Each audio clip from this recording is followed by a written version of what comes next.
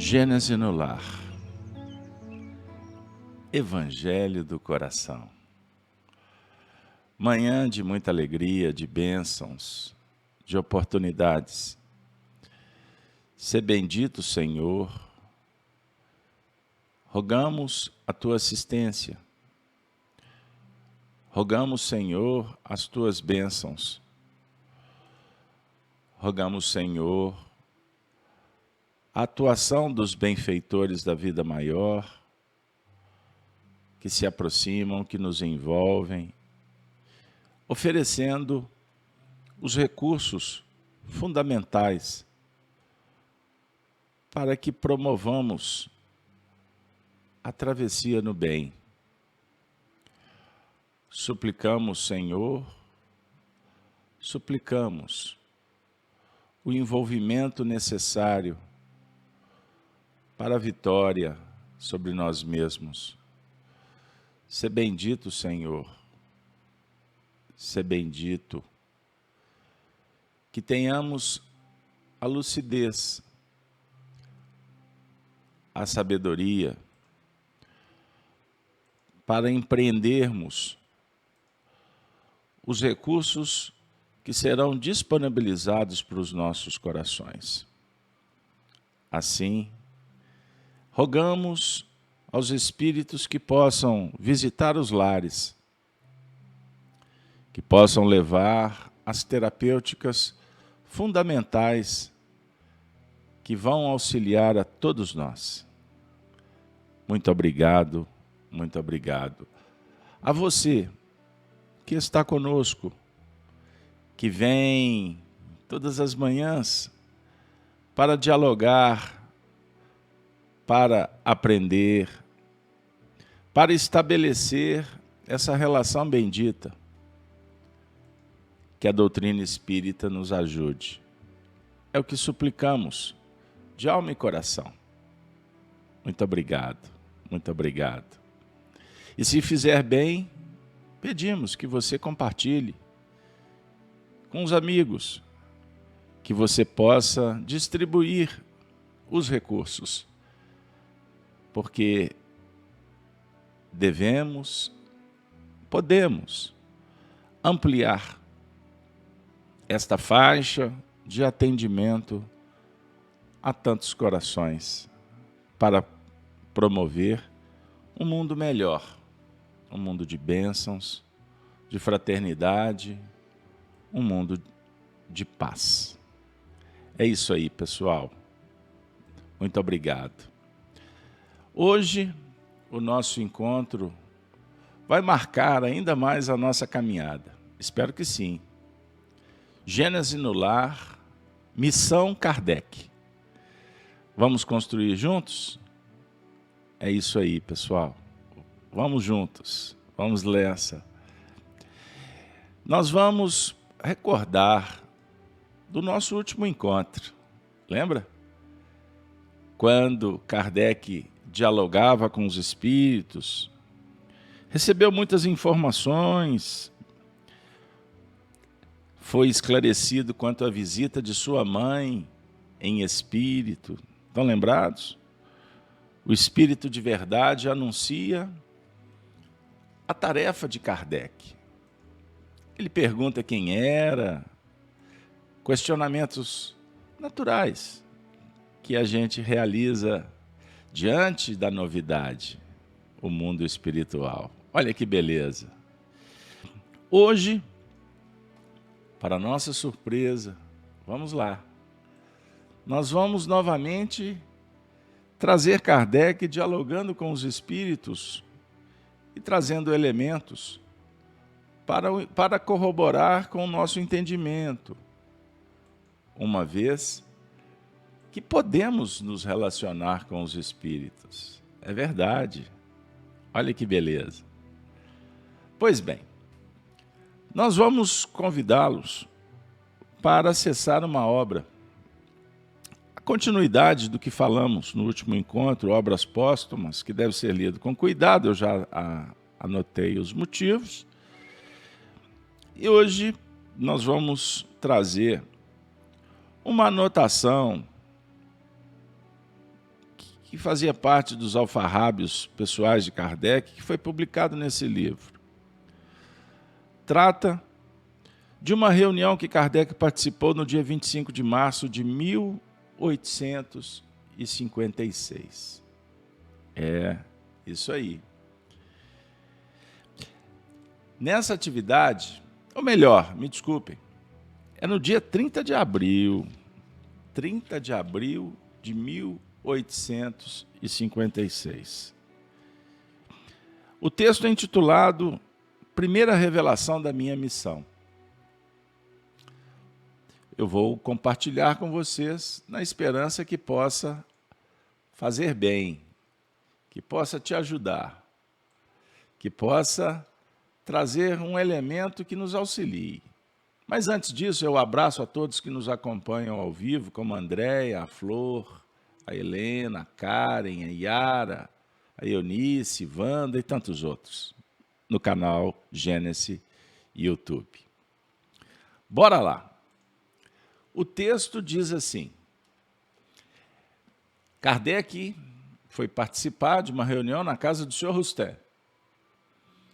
E nós vamos nos deparar com uma sessão que tinha como médium principal a senhorita Jafé. Trata-se de Ruth Celine Jafé. Conforme informado por Chico Xavier e Arnaldo Rocha compartilhou conosco, fora a existência pregressa, a última, do médium Francisco Cândido Xavier. Mas vamos trazer para o plenário, para o encontro, para a atividade de hoje, Allan Kardec, que disse assim: eu assistia, desde algum tempo, às sessões que se realizavam em casa do Sr. Rustem,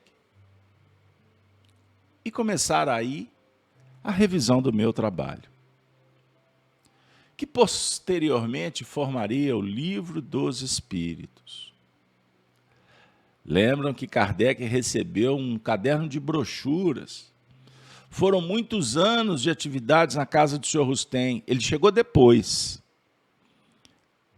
Sessões em que os espíritos eram consultados, as anotações registradas e depois presenteadas para Allan Kardec. Pois bem, aqui em 56, ele vai começar um trabalho de revisão daquele trabalho que estava nas suas mãos. E, naturalmente, ele foi desenvolver outras questões, ele se envolveu e deu todo o formato para o livro, sequência, didática, metodologia. Uma informação importante. Então, vamos lá. Numa destas sessões, muito íntima, a que apenas assistiam 7 ou 8 pessoas, falavam estas de diferentes coisas relativas aos acontecimentos capazes de acarretar uma transformação social. Quando o médium, tomado da cesta, era um instrumento utilizado na época, espontaneamente escreveu isso. Vejam só. Quando o bordão soar, abandoná-lo-eis. Apenas aliviareis o vosso semelhante. Individualmente, o magnetizareis, a fim de curá-lo. Depois, cada um no posto que lhe foi preparado. Porque de tudo se fará mister. Pois que tudo será destruído, ao menos temporariamente. Deixará de haver religião, e uma se fará necessária, mas verdadeira, grande, bela e digna do Criador. Seus primeiros alicerces já foram colocados. Quanto a ti, Rivail, a tua missão é aí. Aí Kardec comenta que livre, a cesta se voltou rapidamente para o meu lado, como teria feito uma pessoa que me apontasse com o dedo. A ti, M, era uma figura que estava na reunião. A espada que não fere, porém mata. Contra tudo que é, serás tu o primeiro a vir. Ele, porém, Rivai, virá em segundo lugar. É o obreiro que reconstrói o que foi demolido.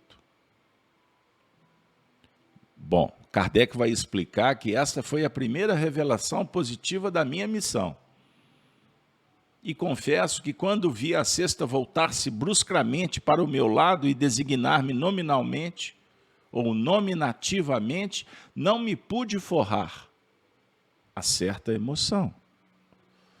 E ele comenta ainda, o senhor M, que assistia àquela reunião, era um moço de opiniões radicalíssimas, envolvido nos negócios políticos e obrigado a não se colocar muito em evidência. Acreditando que se tratava de uma próxima subversão, aprestou-se a tomar parte nela e a combinar planos de reforma. Era, aliás, homem brando e inofensivo. Bom, me desculpem, vou dar um break, uma pausa. Esses dois comentários são fundamentais. Primeiro, Kardec revela sua emoção quando a cesta voltou-se para ele, como um dedo em riste, apontando, é você. E, na sequência, se refere a um senhor M. Já se especularam ter sido Karl Marx. Mas alguns pesquisadores desautorizam essa teoria, uma vez que o Marx estava em outro ambiente na Europa. Fato é que os espíritos alertam para o perfil daquele indivíduo que estava na reunião, que iria se envolver em negócios complexos da política, com caracteres revolucionários, e que se transformaria num instrumento para muitas complicações. Então, observe, na mesma sessão, um apóstolo e um líder que se transformaria num chicote para a humanidade. Mas o que nos importa é retornar um pouco na mensagem. Nesta, nós vamos encontrar os espíritos tratando da missão de Kardec sobre o ponto de vista do seu papel quanto a um líder escolhido pelo alto para ter um trabalho de fundamental importância para a humanidade. E pasmem, eles fizeram uma previsão que Kardec entendeu, inclusive, que ela aconteceria na plenitude, na totalidade, naquele período. Mas os espíritos não trabalham com períodos curtos. Por isso é que eles não datam. Fazem ilações, projetam, mas não podem dizer será naquele dia, naquele ano. Eles falam de um período. E como a visão é atemporal, esse período pode ser de décadas, de séculos. Por que não milênios? Mas minha amiga, meu amigo, por que que você e eu estamos aqui agora, diante desta revelação? O que que ela pode falar para mim e para você? Bom, a previsão é que deixará de haver religião. Isso é muito forte. Isso é muito complexo. Por que não dizer uma ousadia? Lembrem-se, o plenário, a época, o contexto era o século XIX. Naquele período, embora todos os problemas ocorridos contra a igreja, o catolicismo, a religião dominadora, em 1870, na encíclica papal, o catolicismo atingiu a sua culminância, quando foi declarada a infalibilidade papal. O poder máximo do pontífice, que significa a ponte que liga o céu e a terra. Não tem erro. O que falar é decreto. Hoje nós sabemos que em 1870 iniciou a grande queda. E hoje, em pleno século XXI, passado aí 150, 160 anos desse período,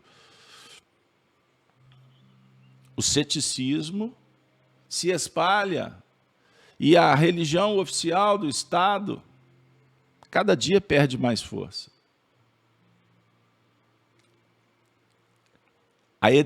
As religiões heteronomas da submissão, elas vão perder espaço. E essa previsão dos espíritos, em muitos setores, elas são conclusivas, elas são constatadas. Mas, por outro lado, nós vemos, por exemplo, o crescimento do islamismo, que se espalha pelo mundo, envolvendo bilhões e bilhões de pessoas. E o islamismo, Islã significa submissão. Então, observem como o fenômeno sociológico, com uma visão espiritual, não pode ser analisada com os olhos temporais. Nós temos que entender que a queda de uns é a ascensão de outros, sobre o ponto de vista de pessoas ou de propostas. Observem toda a movimentação que ocorre no planeta. O povo migrando da Ásia, do Oriente, da África, para habitar a Europa, dando aquela ideia de que o espólio de ontem está sendo trabalhado nos dias de hoje. A Europa está pagando o preço por ter explorado esses mundos. E, naturalmente, há um entrechoque de culturas e religiões. Perceberam? Então, como a religião oficial foi combatida pelas necessidades da humanidade em entender as leis divinas e sair daquele circuito de medo, de culpa, de prêmio, de inferno, de céu, da não explicação do porquê das diferenças sociais, das posições que ocupamos sob o ponto de vista da evolução, porque uns mais, outros menos, mais capacitados, menos capacitados, porque longevidade para uns e vida curta para milhões, porque uma criança nasce cega, com dificuldades, com hidrocefalia, com hemiplegia, com AIDS. Aonde está a justiça divina? E nós, durante muito tempo, tivemos dificuldade de entender Jesus quando afirmara a cada um segundo suas obras. Uma vida só não explica, não dá fundamento, dizia Paulo de Tarso. Busque fonte. Primeira carta aos Coríntios, capítulo 15. E que história é essa quando Jesus afirma que meu reino não é desse mundo? O materialista, inclusive alguns que conhecem reencarnação, divulgam mediunidade, mas rechaçam o Cristo. Escutei há pouco tempo um ex-grande médium afirmando: que reino dos céus é esse? Aonde ele está? Não chega nunca. E Kardec teve o papel lá na frente de dizer para nós que a doutrina do Cristo é pautada na vida futura. O reino dos céus não se conquista lá fora, é dentro. É comparado a um grão de mostarda que o homem lança no campo. Pergunto para vocês. É um diálogo que, se a gente não internalizar e não colocar sentimento, não dá para compreender, não dá para sentir. Mas os espíritos falam para Kardec, e essa é a missão Kardec, que deixando de haver religião, uma se fará necessária. Sabe por quê que essa frase indica? Se fará necessária? Porque o homem sem religião é um barco à deriva.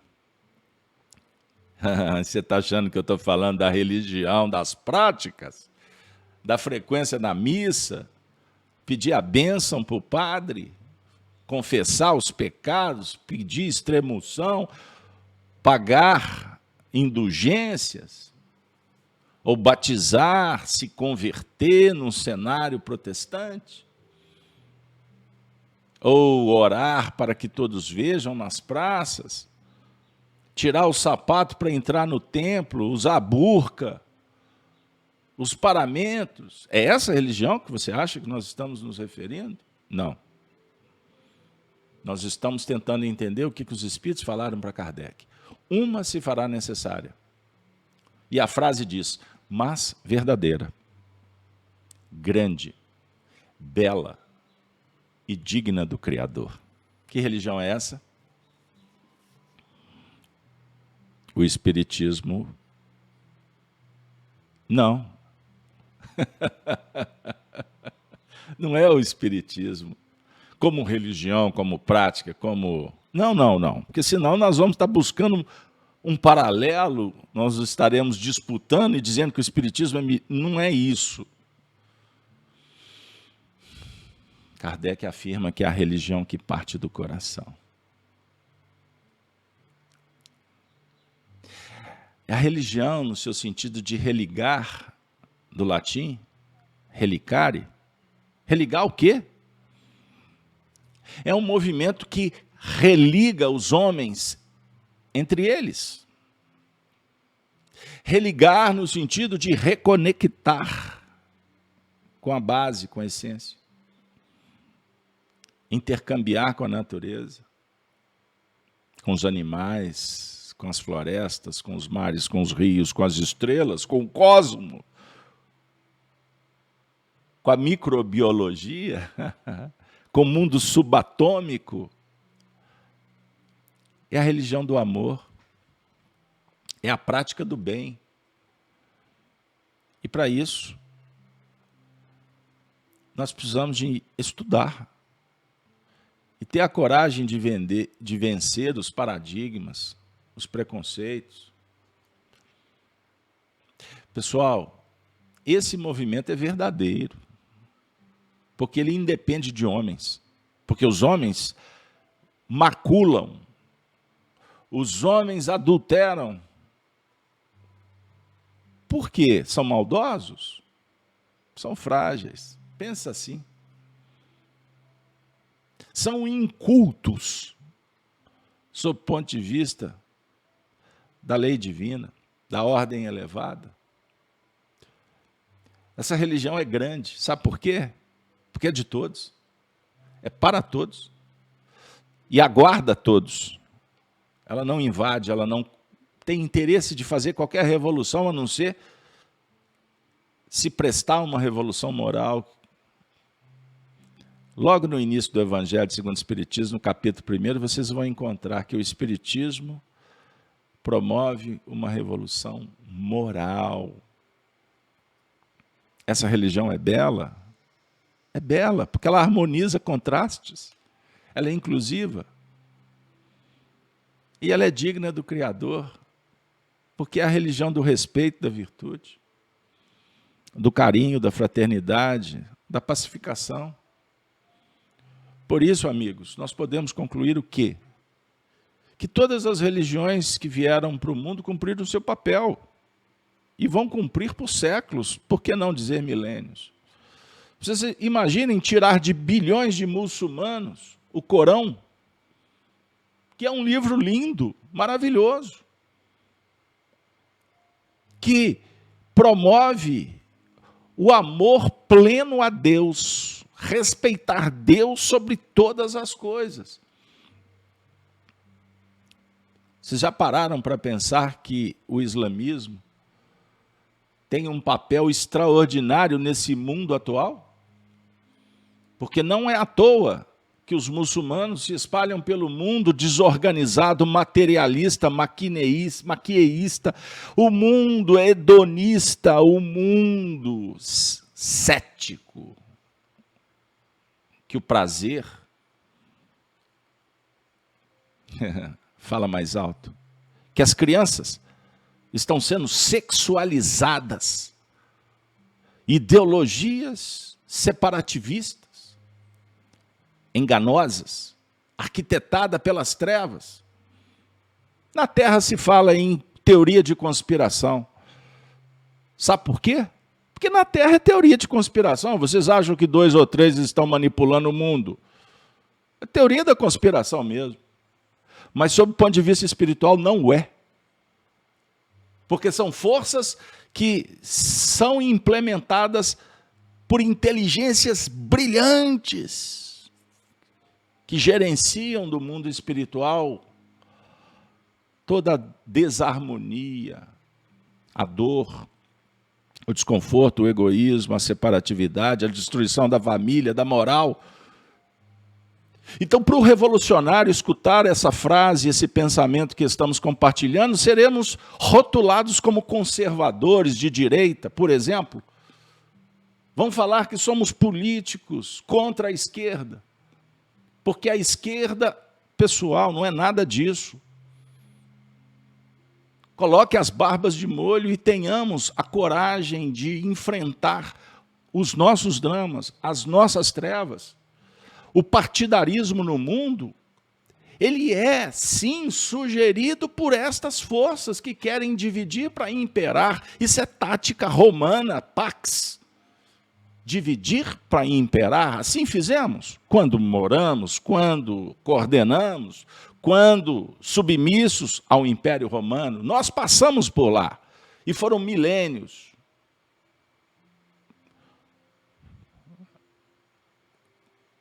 Nesse cenário. Da República ao Império Romano, pós sua queda no século V, as bases romanas continuam fundamentando o mundo até hoje. Objetivava construir estradas, como afirma Emmanuel, para que Paulo pudesse levar as mensagens do Evangelho pelo mundo. O papel de Roma foi organizar, e é divino, mas cometemos excessos da mesma forma. Então agora, nós estamos aqui, como ex-romanos, etrúrios, etruscos, celtas, asiáticos, mongóis, africanos, indo-europeus, americanos. Nós passamos por todas essas tradições. Já fomos submissos aos otomanos, Por que não dizer quantos envergamos o cetro dos vizirs? Nós passamos por essas histórias, pois somos viajores do tempo. E agora, numa manhã de sexta-feira, abrindo o coração para receber Jesus, porque nós estamos sedentos de paz, carentes de amor, vazios na intimidade. A missão Kardec não é a missão de um homem, embora, como homem, ele foi gigante e instrumento para que essa religião pudesse acontecer. Essa proposta filosófica, moral, fosse chegando devagarzinho para os corações. Minha amiga, meu amigo, os espíritos nos esperaram por muito tempo. Por muito tempo. Sabe o que aconteceu no dia 7 de maio de 1856? Uma outra reunião. E nesta, pasmem amigos, vai se comunicar o grande espírito Hahnemann, que para alguns é a reencarnação do Paracelso. O pai, o idealizador da homeopatia, que é uma ciência irmã do espiritismo, como a ciência de Franz Anton Mesmer, o magnetismo, como a psicologia na base dos cozins da vida, dos Manet de Biran, são ciências irmãs. Mas Hahnemann, através dessa mesma médium, a senhorita Jafé, lembrem de Francisco Cândido Xavier, perguntou Kardec a Hahnemann. Outro dia disseram-me que os espíritos que eu tinha uma importante missão a cumprir e me indicaram o seu objeto. Desejaria saber se confirmas isso. Significa que Kardec, ele conferia, porque o espírito ou espíritos disseram, não, calma, eu sou um homem da ciência, eu adoto uma metodologia, eu tenho que aplicar a crítica, a comparação, para tirar deduções, obviamente de foro moral. Hahnemann respondeu, sim. Se observares as tuas aspirações e tendências, e o objeto quase constante de tuas meditações, não te surpreenderás com o que te foi dito. Tens que cumprir aquilo com que sonhas desde um longo tempo. E nós podemos deduzir desde longo tempo, hein? A trajetória de Jan Hus, um dos precursores do movimento protestante, inspirado por Wycliffe, o inglês, na Bavária, na Tchecoslováquia. Ele foi queimado por contestar o sistema, por vislumbrar essa religião maravilhosa do grande futuro. Então, desde longos tempos, no deserto da Palestina, batizando e clamando voz que clama do deserto, desde longo tempo sonhas. Tens que cumprir aquilo com que sonhas desde longo tempo. É preciso que nisso trabalhes ativamente, para estares prontos, pois mais próximo do que pensas, vem o dia.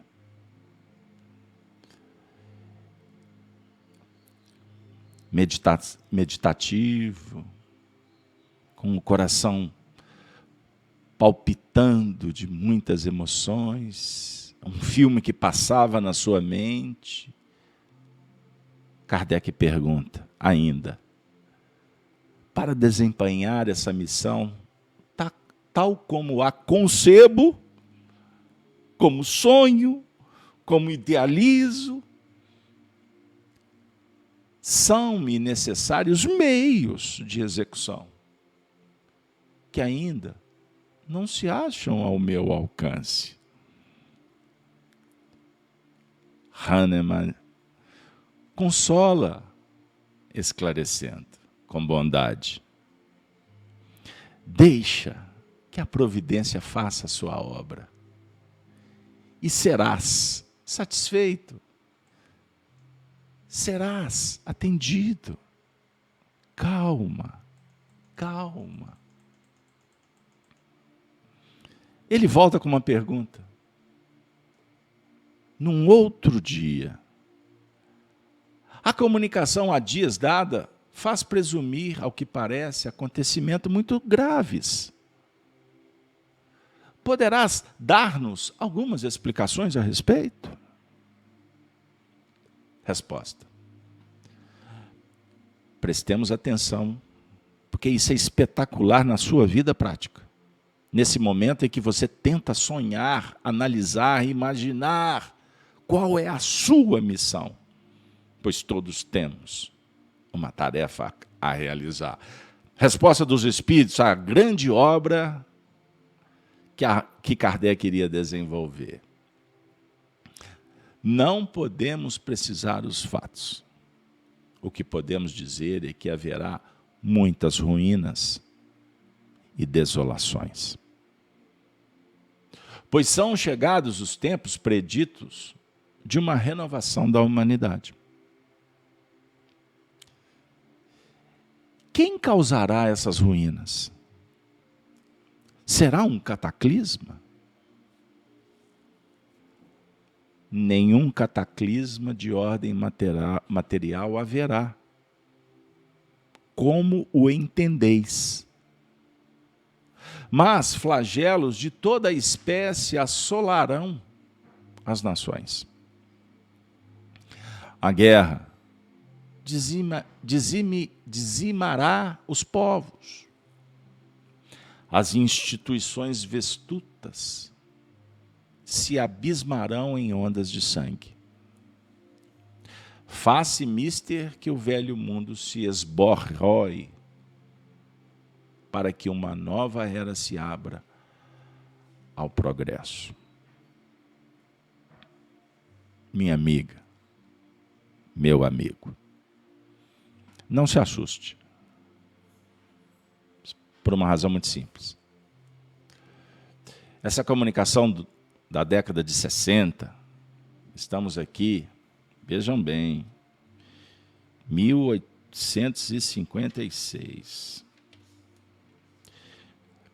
O que aconteceu na sequência? Nós tivemos revoluções na França, nós tivemos a guerra franco-prussiana, nós tivemos a ascensão do comunismo, que dizimou centenas de milhões de pessoas, o fascismo de Mussolini, o nazismo liderado por Adolf Hitler e sua equipe, da Gestapo, da SS, que dizimaram milhões e milhões de vidas, semitas e não semitas. Nós tivemos problemas pelo mundo afora. Vejam bem,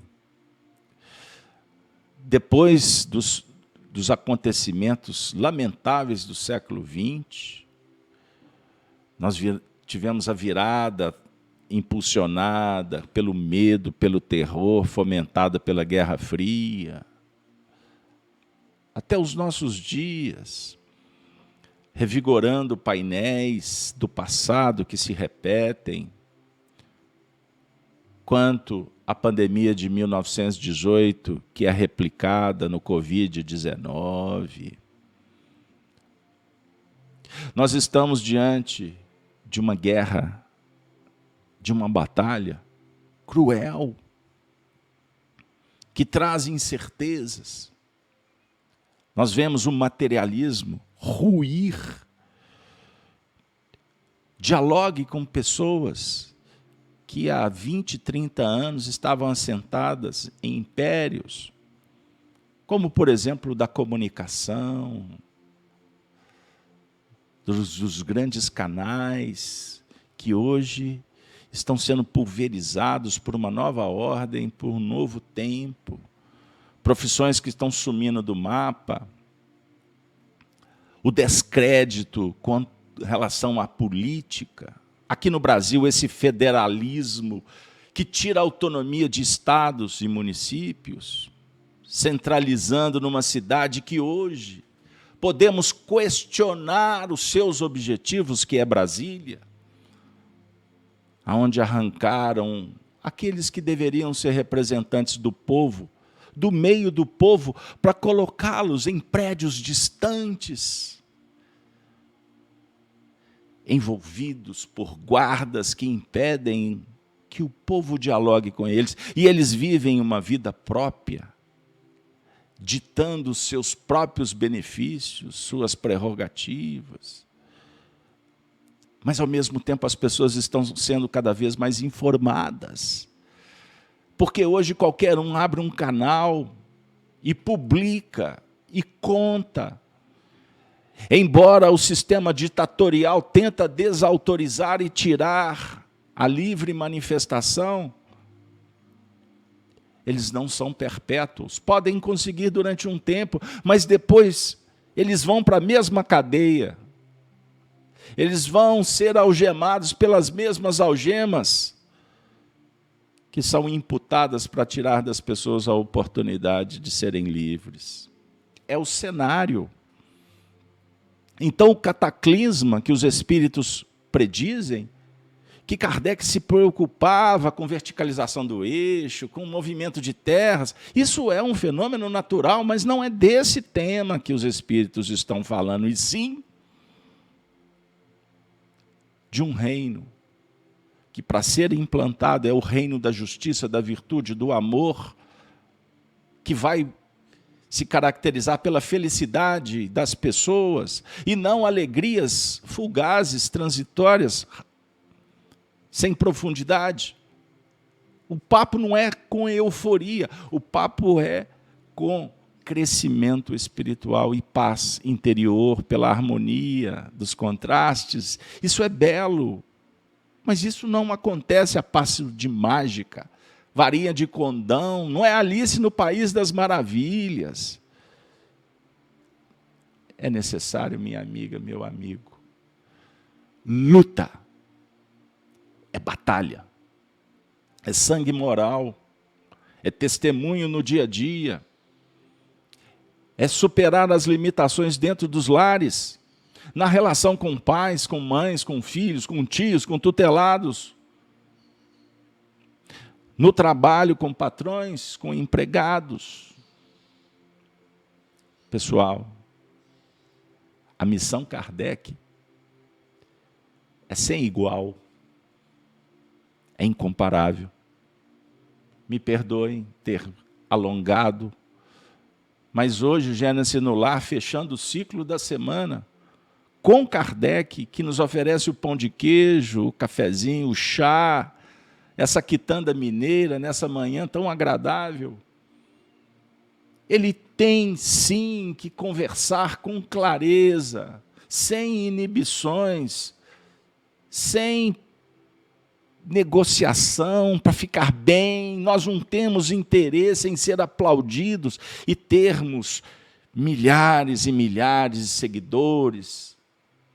Porque seguidores estão interessados em coisas imediatas, rápidas, sem profundidade, e que fomentam o prazer no menor esforço. Nesse mundo materialista, hedonista, sexualista. Não. Jesus não tem interesse em ter seguidores. Me desculpem a análise, se isso te fere, te incomoda. Porque, na verdade, Jesus é um grande líder que não tem interesse nenhum de dominação. Jesus propõe liberdade. para que você seja livre como você concebe, como você entende, como você sonha. Ele não vai te punir pelas suas escolhas. Você vai aprender com os resultados. E também ele não te abandona quando não for muito satisfatório. Quando a gente não estiver assim, tão cheio de cheio de reconforto. Quando na dor, sofrendo, ele vai chegar junto. Se você chamar, se você pedir, e vai dizer, estou com você. Como falam os jovens nos dias atuais, estamos juntos. Junto e misturado. Ah, Casalberto, uma linguagem ficou... Não preocupe com a linguagem, o interessante é a mensagem. Ele vai dizer assim, amigão, minha amiga, minha querida, meu querido, eu estou aqui, eu prometi que não vos deixarei órfãos. Vamos juntos porfiar pela porta estreita, superar os limites, conquistar, mas conquistar dentro, para garantir o reino de Deus, que é só aventura e alegria, é saúde, é paz, é beleza, é harmonia, mas é trabalho, é mérito, que ninguém te dá. Deus concede a oportunidade. Ninguém, na verdade, te dá trabalho. Ele precisa de alguém que faça.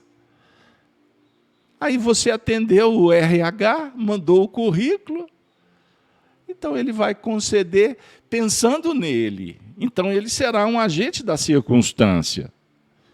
Concluo eu que quem dá trabalho é Deus. Quem dá a oportunidade é a providência divina. Os homens são só instrumentos. E bem-aventurado quando somos instrumentos do bem.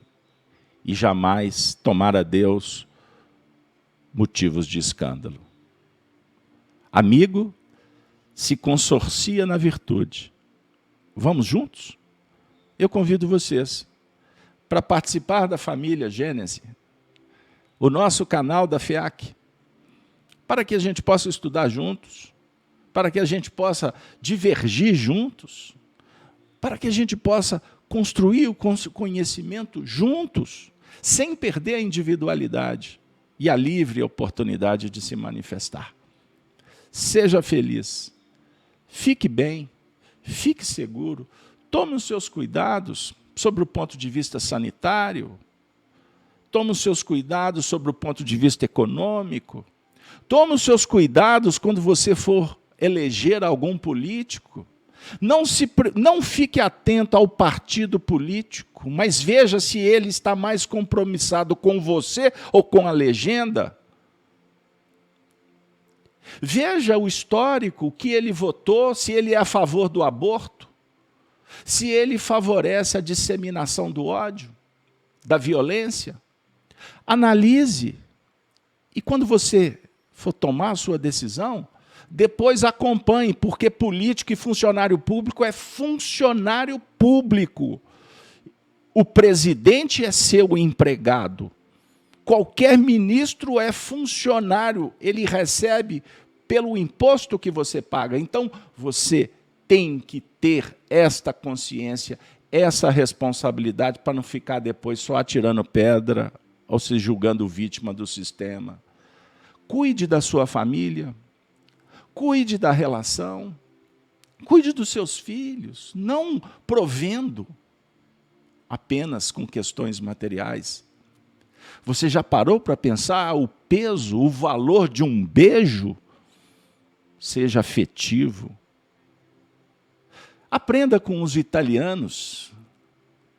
Vamos falar, vamos aquecer o sangue, vamos abraçar, vamos nos apaixonar, vamos ser românticos, vamos ser humanos, vamos superar os nossos limites, agindo com simplicidade, com alegria e com fé, com esperança, sem descuidar da caridade. E eu termino dizendo com o André Luiz, se você pratica o esporte, a academia, o exercício, que é fundamental, pratique também o esporte da alma. Suba ao morro, vá ao hospital, visite seus pais, sua mãe. Seja solidário com os amigos da rua. Pratique o esporte do Cristo.